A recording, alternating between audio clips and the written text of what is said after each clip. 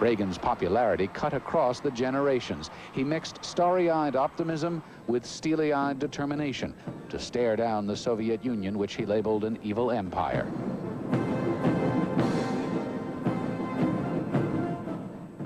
In Berlin in 1987. Mr. Gorbachev, tear down this wall. Though many feared the rhetoric, it seems prescient now. Ultimately, Ronald Reagan had a big hand in reducing the nuclear nightmare.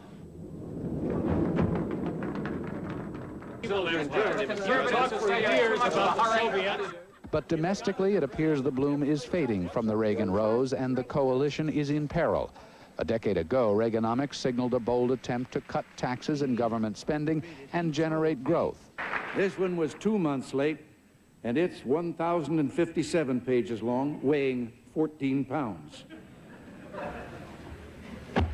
In the end, there was budgetary stalemate with Congress. Now, for many, Reaganomics has come to symbolize an era of debt, mismanagement, and indulgence. America is divided on the legacy. A recent poll shows Americans hold the Reagan presidency in about as much esteem as Jimmy Carter's presidency.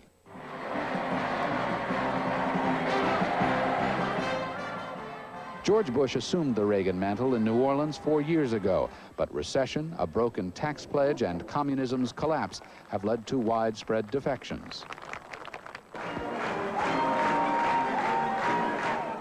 But he is still the Gipper, now 81 years old and ready to make a cameo appearance before an adoring crowd, hoping to woo the defectors back. Some have gently suggested that Ronald Reagan is just too much a reminder of the past as George Bush talks about change. Not so, say officials here. They say that his appearance and Pat Buchanan's appearance may be just enough to stitch back together that conservative base and help George Bush to victory. The rest, officials say, is up to George Bush. I'm Frank Sesno in the California delegation.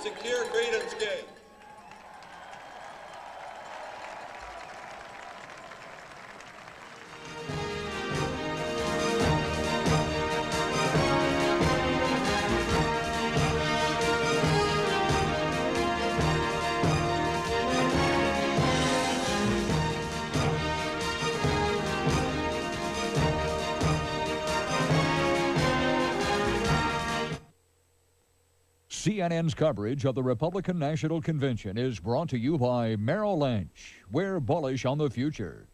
And by Chrysler Corporation and your local Chrysler, Plymouth, Dodge, Jeep, and Eagle dealers. Risk. As hard as it is to live with, it's impossible to live without. At Merrill Lynch, we know that risk can be dealt with. It can be managed. It can even be turned to your advantage.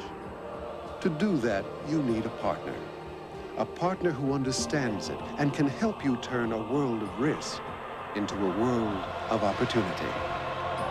Merrill Lynch, we're bullish on the future.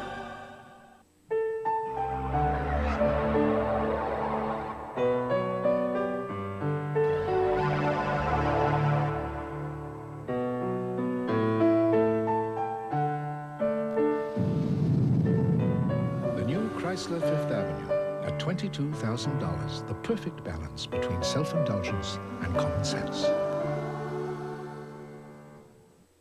Now get $1,500 cash back on Chrysler Fifth Avenue. Hey, is Tegrin shampoo on sale? Nope, that's their new lower price. But it's still just as tough on dandruff, right? Sure, Tegrin doesn't do less, just cost less. Sounds right to me. Tegrin, the right dandruff shampoo at the right price. Look, I'm eating corn on the cob, thanks to Super Polygrip in the easy-to-use pump. Super Polygrip holds so tight, many denture wearers can enjoy more of their favorite foods, even corn on the cob. Super Polygrip. This is a place of rest or a place of torment when nighttime pain keeps you awake. Get help from a name you know. New aspirin-free Anacin PM with a powerful pain reliever plus a gentle ingredient to help you sleep. So you wake up feeling fresh. Wendy's has a great bacon cheddar cheeseburger, but it doesn't have a good slogan.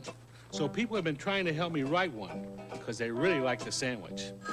Come try Wendy's new bacon cheddar cheeseburger. Take my bacon and cheddar cheese, please. Thanks, Henny. Get it?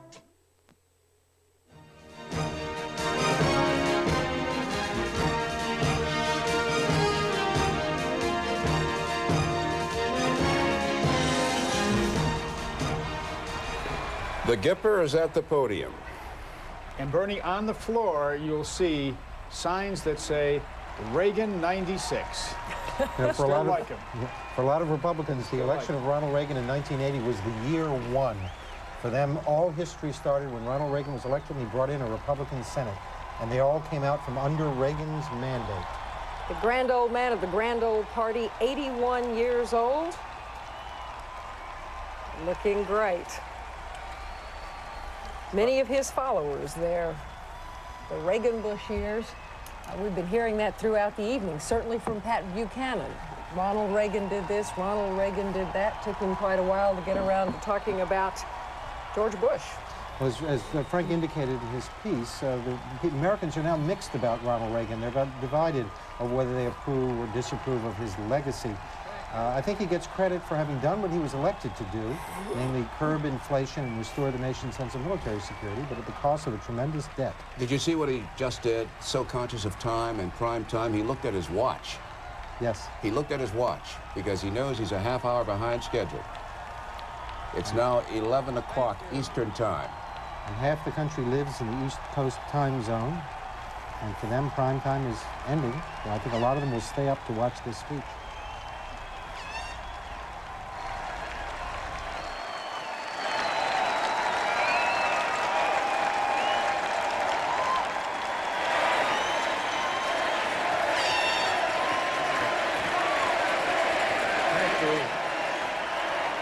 Thank you.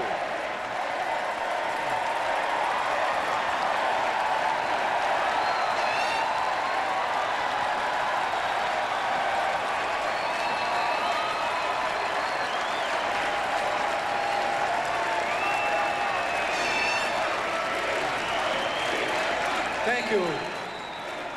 Thank you very much.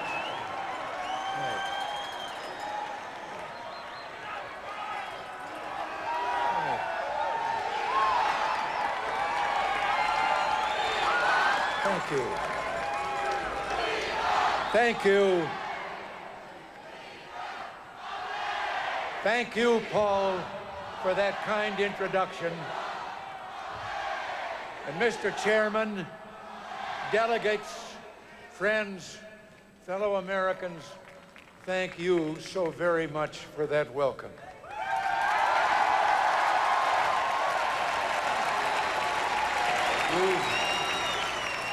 You've given Nancy and me so many wonderful memories, so much of your warmth and affection. We cannot thank you enough for the honor of your friendship. Over the years, I've addressed this convention as a private citizen, as a governor, as a presidential candidate, as a president. And now, once again, tonight, as private citizen Ronald Reagan.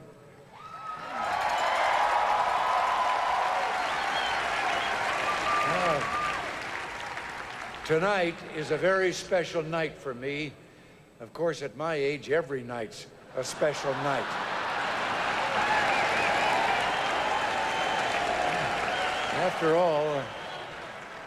After all, I was born in 1911. Indeed, according to the experts, I have exceeded my life expectancy by quite a few years.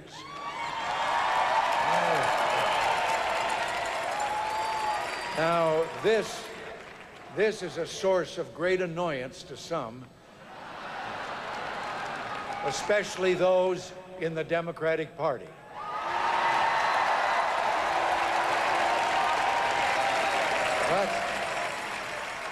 But here's the remarkable thing about being born in 1911. In my life's journey over these past 8 decades, I have seen the human race through a period of unparalleled tumult and triumph. I have seen the birth of communism and the death of communism.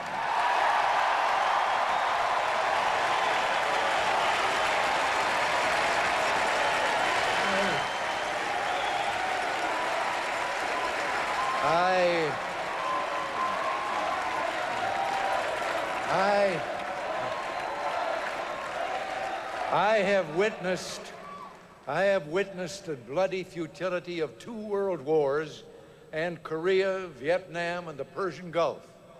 I have seen Germany united, divided, and united again. I have seen television grow from a parlor novelty to become the most powerful vehicle of communication in history. As a boy, I saw streets filled with Model Ts. As a man, I have met men who walked on the moon. I have not only seen but lived the marvels of what historians have called the American century.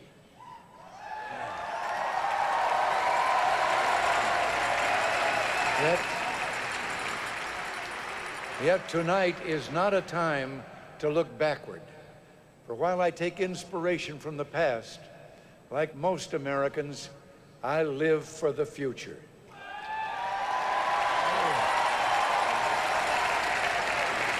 So this evening, for just a few minutes, I hope you will let me talk about a country that is forever young. There was a time when empires were defined by landmass, subjugated peoples, and military might. But the United States is unique because we are an empire of ideals.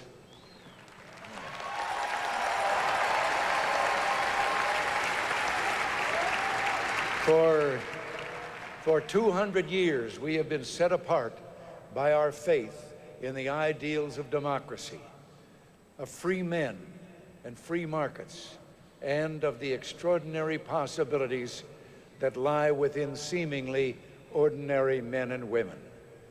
We believe that no power of government is as formidable a force for good as the creativity and entrepreneurial drive of the American people.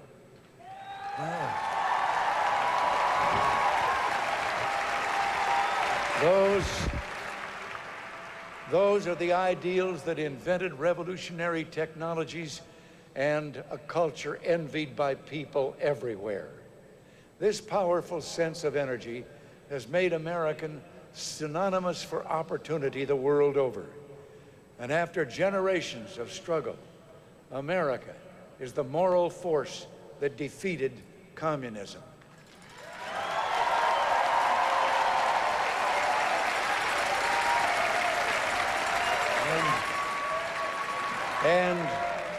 And all those who would put the human soul itself into bondage. Within a few short years, we Americans have experienced the most sweeping changes of this century: the fall of the Soviet Union and the rise of the global economy. No transition is without its problems, but as uncomfortable as it may feel at the moment, the changes of the 1990s will leave America more dynamic and less in danger than at any time in my life.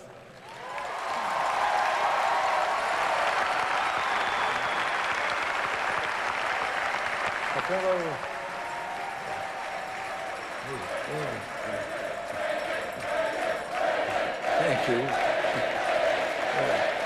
All right.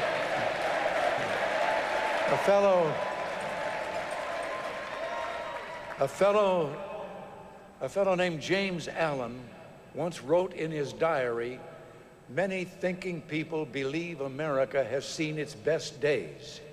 He wrote that July 26, 1775. There are still those who believe America is weakening, that our glory was the brief flash of time called the 20th century, that ours was a burst of greatness too bright and brilliant to sustain, that America's purpose is past.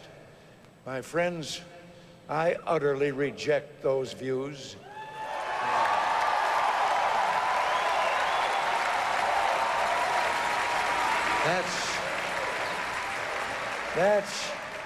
That's not the America we know. We were meant to be masters of destiny, not victims of fate. Who among us would trade America's future for that of any other country in the world? And who could possibly have so little faith in our American people that they would trade our tomorrow for our yesterday. I'll give you a hint. They put on quite a production in New York a few weeks ago.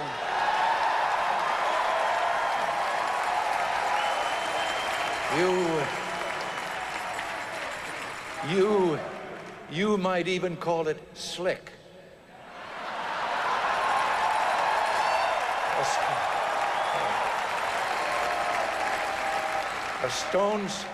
A stone's throw from Broadway it was, and how appropriate. Over and over, they told us they are not the party they were. They kept telling us with straight face that they're for family values. They're for a strong America. They're for less intrusive government. And they call me an actor.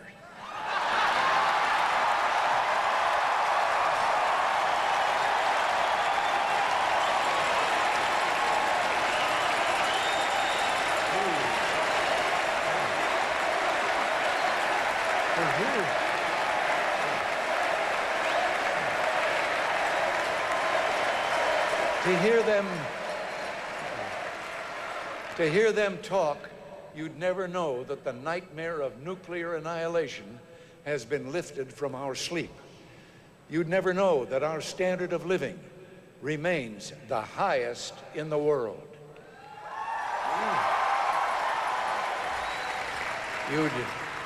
You'd never know that our air is cleaner than it was 20 years ago. You'd never know that we remain the one nation the rest of the world looks to for leadership.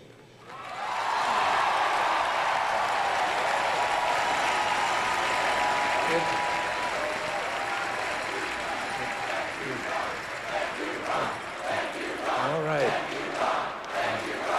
All right, thank you. It wasn't. All right. It always, or wasn't always, this way. We mustn't forget, even if they would like to, the very different America that existed just 12 years ago. An America with 21% interest rates and back-to-back years of double-digit inflation. An America where mortgage payments doubled, paychecks plunged, and motorists sat in gas lines.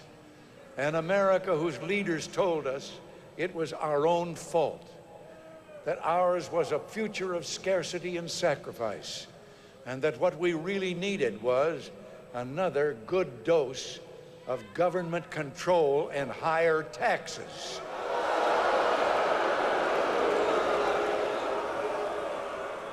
It wasn't so long ago that the world was a far more dangerous place as well. It was a world where aggressive Soviet communism was on the rise and America's strength was in decline. It was a world where our children came of age under the threat of nuclear holocaust. It was a world where our leaders told us that standing up to aggressors was dangerous, that America might and determination were somehow obstacles to peace. But we stood tall and proclaimed that communism was destined for the ash heap of history.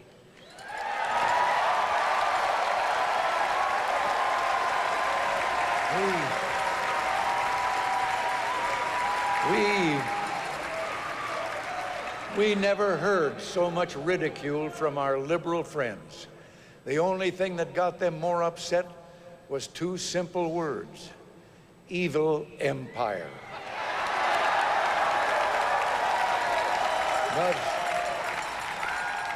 But we knew then what the liberal Democrat leaders just couldn't figure out.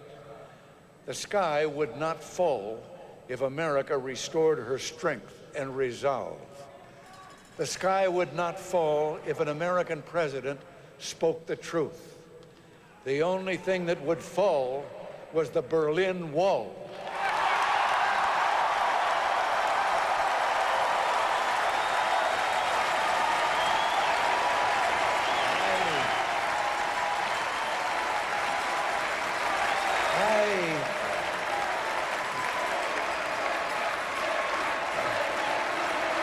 heard.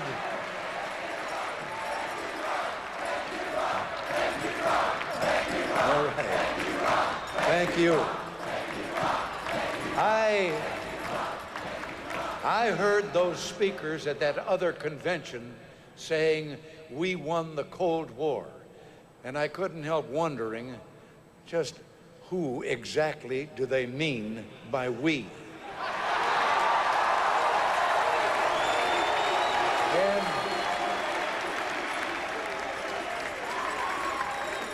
And all right, and to top it off,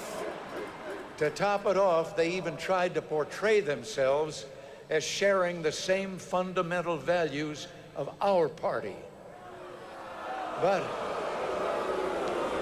they truly don't understand the principles so eloquently stated by Abraham Lincoln.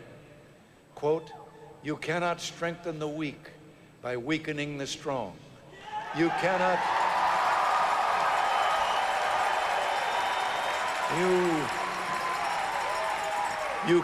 help the wage earner by pulling down the wage payer. You cannot help the poor by destroying the rich. You cannot help men permanently by doing for them what they could and should do for themselves.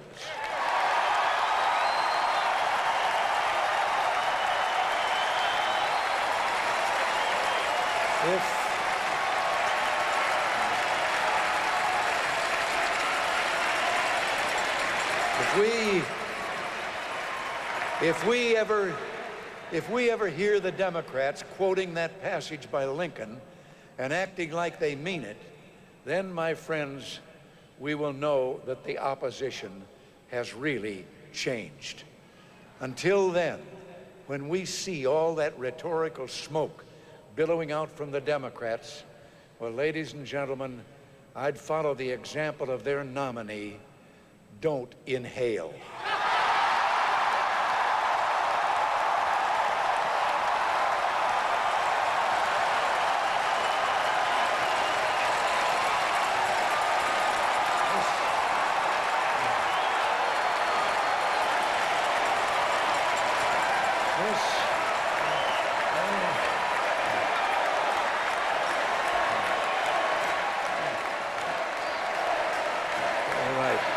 All right. But listen to me. This fellow they've nominated claims he's the new Thomas Jefferson. Well, let me tell you something. I knew Thomas Jefferson.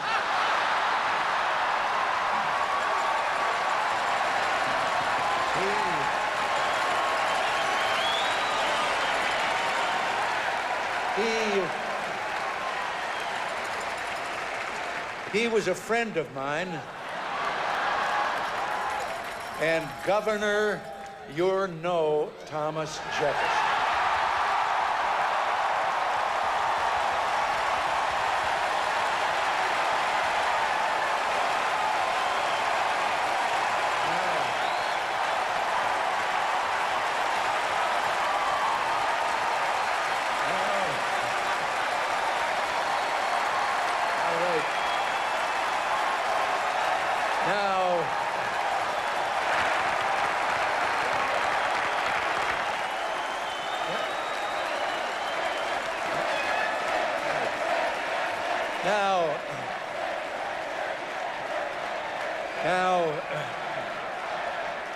Now,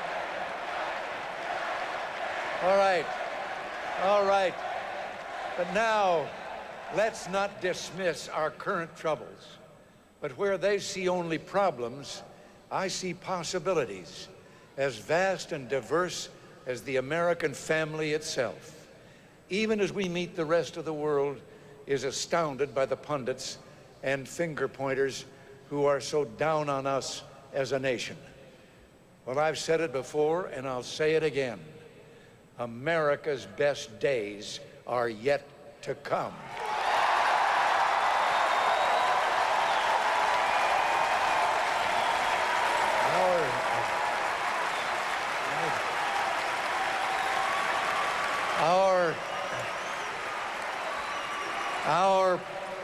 Our proudest moments are yet to be.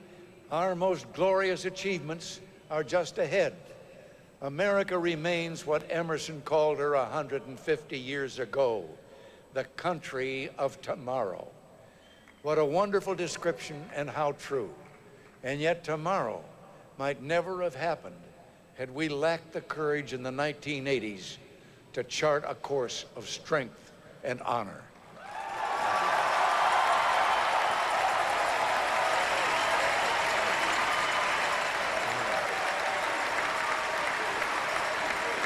Oh, yes. All right.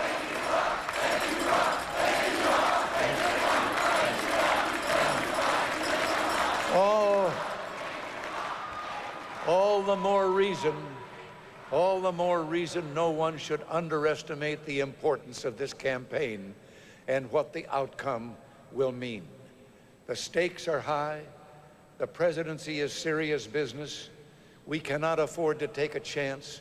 We need a man of serious purpose, unmatched experience, knowledge, and ability. A man who understands government, who understands our country, and who understands the world. A man who has been at the table with Gorbachev and Yeltsin. A man whose performance as commander-in-chief of the bravest and most effective fighting force in history left the world in awe and the people of Kuwait free of foreign tyranny.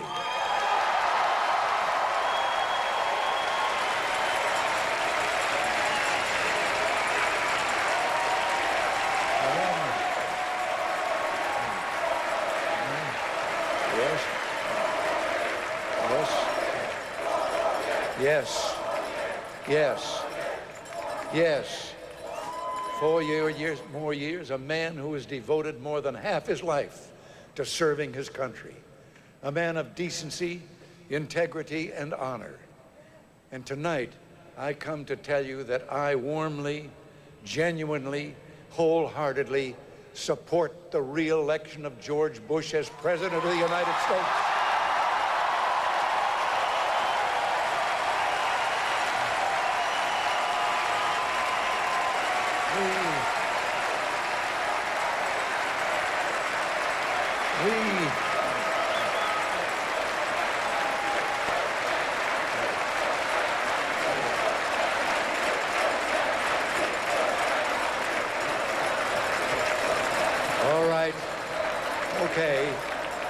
All right. We know President Bush. By his own admission, he is a quiet man and not a showman. He is a trustworthy and level-headed leader who is respected around the world. His is a steady hand on the tiller through the choppy waters of the 90s, which is exactly what we need. We need George Bush.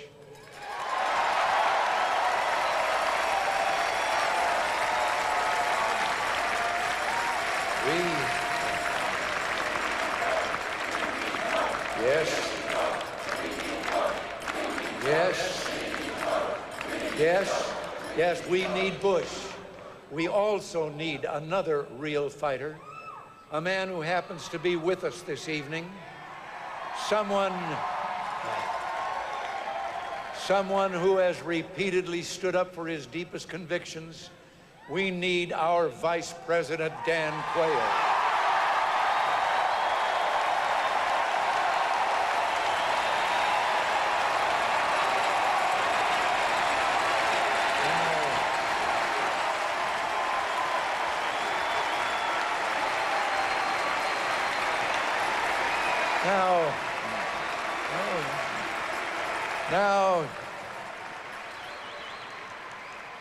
Now, it's true, a lot of liberal Democrats are saying it's time for a change. And they're right. The only trouble is they're pointing to the wrong end of Pennsylvania Avenue.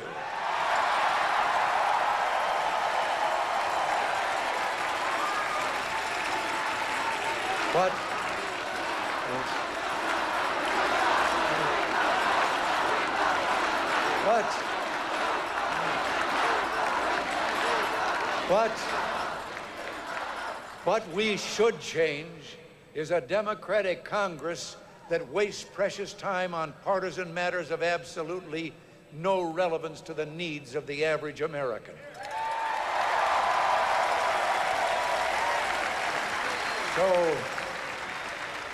So to all the entrenched interests along the Potomac, the gavel-wielding chairman, the bloated staffs, the taxers and takers and congressional rulemakers, we have a simple slogan for November 1992: clean house.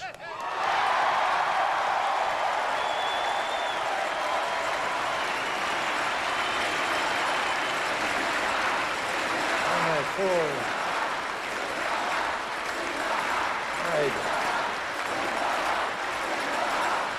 Yes. Yes. For you see, my fellow Republicans, we are the change. For 50 of the last 60 years, the Democrats have controlled the Senate, and they've had the House of Representatives for 56 of the last 60 years. It is time to clean house, to clean out the privileges and perks, clean out the arrogance and the big egos, clean out the scandals, the corner cutting and the foot dragging. What kind of job do you think they've done during all those years they've been running the Congress? You're absolutely right. You know, I used to say to some of those Democrats who chair every committee in the House, you need to balance the government's checkbook the same way you balance your own. Then I learned how they ran the House bank,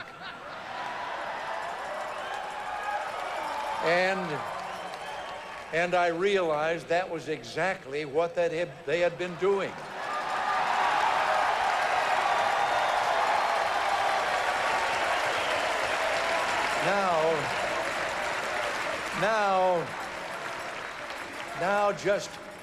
Now just change what they would do if they controlled the executive branch too.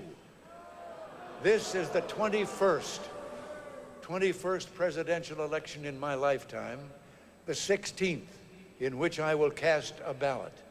Each of those elections had its shifting moods of the moment, its headlines of one day that were forgotten the next.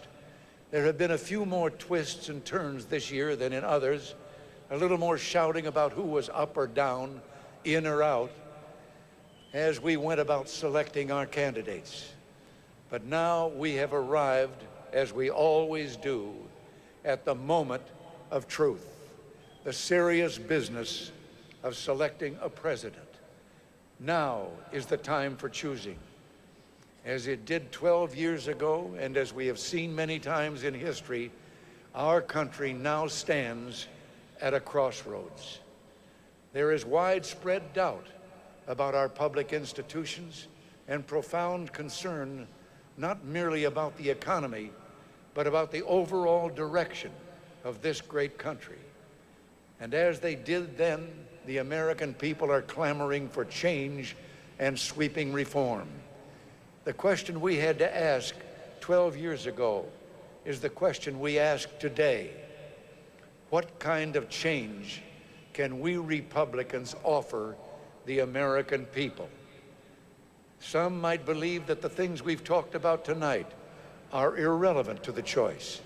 These new isolationists claim that the American people don't care about how or why we prevailed in the great defining struggle of our age, the victory of liberty over our adversaries. They insist that our triumph is yesterday's news, part of a past that holds no lessons for the future. Well, nothing could be more tragic after having come all this way on the journey of renewal we began 12 years ago. Then, if America herself forgot the lessons of individual liberty that she has taught to a grateful world. Emerson was right. We are the country of tomorrow. Our revolution did not end at Yorktown, More than 2 centuries later, America remains on a voyage of discovery, a land that has never become, but is always in the act of becoming. But just as we have led the crusade for democracy beyond our shores, we have a great task to do together in our own home. Now, I would appeal to you to invigorate democracy in your own neighborhoods. Whether we come from poverty or wealth, whether we are Afro-American or Irish-American, Christian or Jewish, from big cities or small towns, we are all equal in the eyes of God.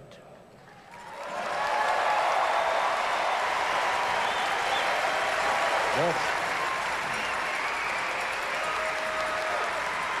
But as Americans, that's not enough. We must be equal in the eyes of each other. We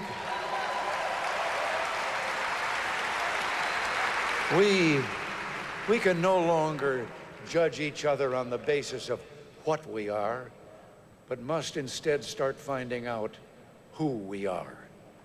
In America, our origins matter less than our destinations, and that's what democracy is all about.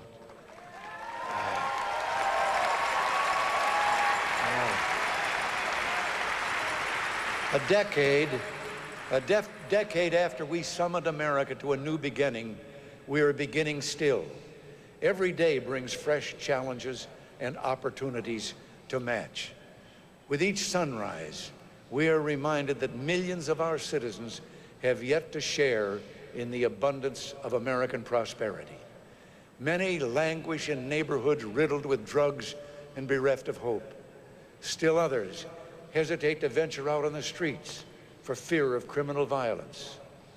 Let us pledge ourselves to a new beginning for them. Let us apply our ingenuity and remarkable spirit to revolutionize education in America so that everyone among us will have the mental tools to build a better life. And while we do so, let's remember that the most profound education begins in the home.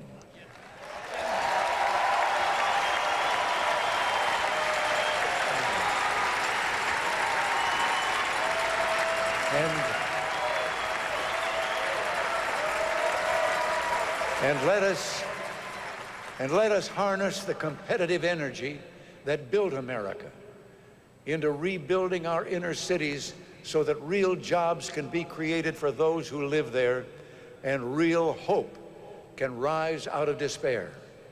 Let us strengthen our healthcare system so that Americans of all ages can be secure in their futures without the fear of financial ruin. And my friends, once and for all, let us get control of the federal deficit through a balanced budget amendment.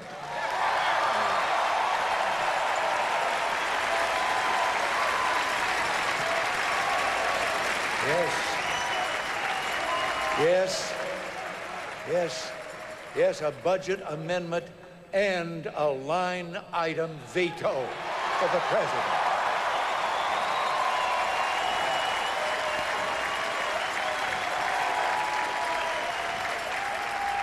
And let us all renew our commitment, renew our pledge to day by day, person by person, make our country and the world a better place to live.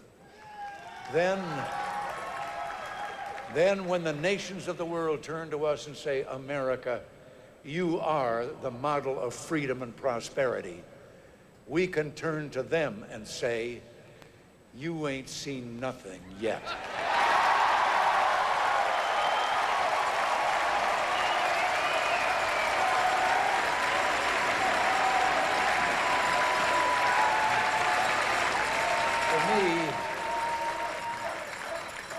For me, tonight is the latest chapter in a story that began a quarter of a century ago when the people of California entrusted me with the stewardship of their dreams.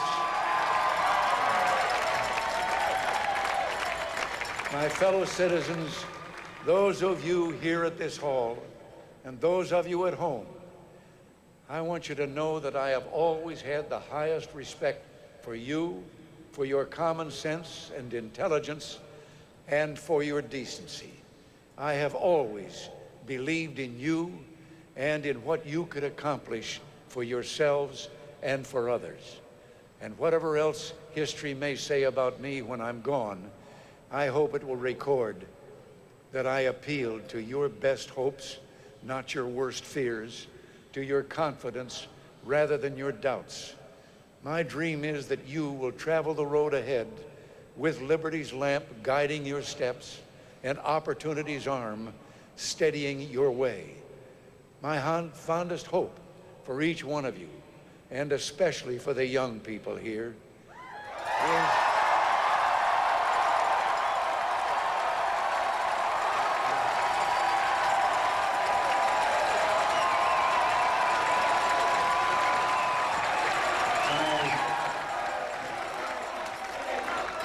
yes.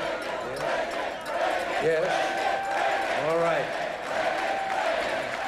Yes.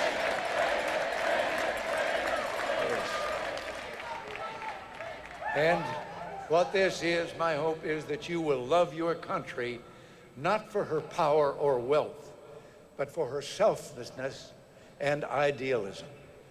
May each of you have the heart to conceive, the understanding to direct, and the hand to execute works that will make the world a little better for your having been here. May all of you as Americans never forget your heroic origins, never fail to seek divine guidance, and never lose your natural, God-given optimism. And finally, my fellow Americans, may every dawn be a great new beginning for America, and every evening bring us closer to that shining city upon a hill. Before I go, I would like to ask the person who has made my life's journey so meaningful, someone I have been so very proud of over the years, to join me. Nancy.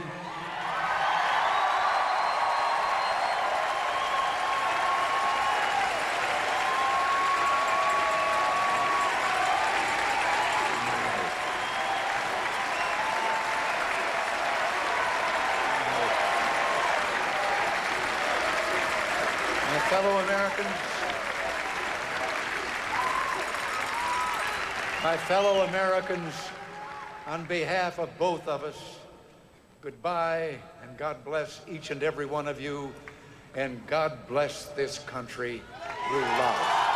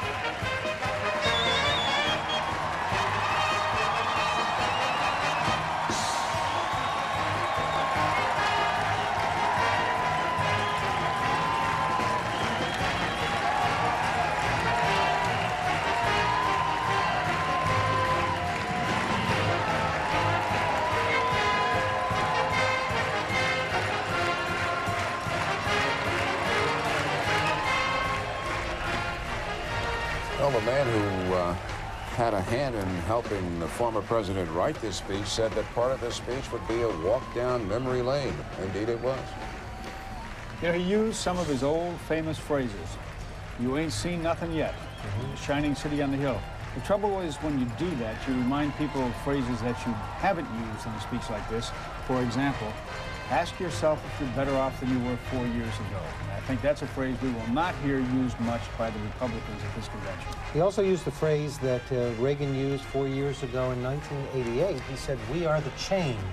Now, in 1988, that brought tremendous applause. It was a convincing argument. He said that we can bring about the changes that the country needs. There was no applause to that line tonight. "We are the change" doesn't sound quite as convincing after 4 years of the Bush presidency. Yes, but you say 4 years of the Bush presidency, and this is a man who brought George Bush from a more moderate position, his opponent in 1980, into the conservative movement, and who, under Reagan's stewardship, then moved into the presidency and continued Reagan's movement in many ways for 4 more years. What fascinates me most about this picture here on the podium, that's Bob Michel, the House Republican leader on the right, is that on this podium is the man Ronald Reagan really wanted as a running mate, Paul Laxalt. But he was told that Mr. Laxalt, in the judgment of the people advising Reagan, didn't bring to the ticket what the ticket needed. And then Reagan went on to... Jerry Ford said, no, this wouldn't be a good idea. And then finally, it turned to George Bush. Well, this is probably the only living ex-president for whom you would see this sort of affection, genuine outpouring of affection from the base of the party. Carter is the only one that Democrats have, but they can do it. Then you have Ford, Nixon, and Reagan for the Republicans. Ford is going to speak. I noticed Richard Nixon still hasn't made it to a Republican convention since his resignation in disgrace, even though supposedly his reputation has improved. He hasn't been at any Republican convention. I think there's an issue here that Reagan has really changed the agenda of American politics also. He talked about how the Democrats are now moderating their image, that they're being more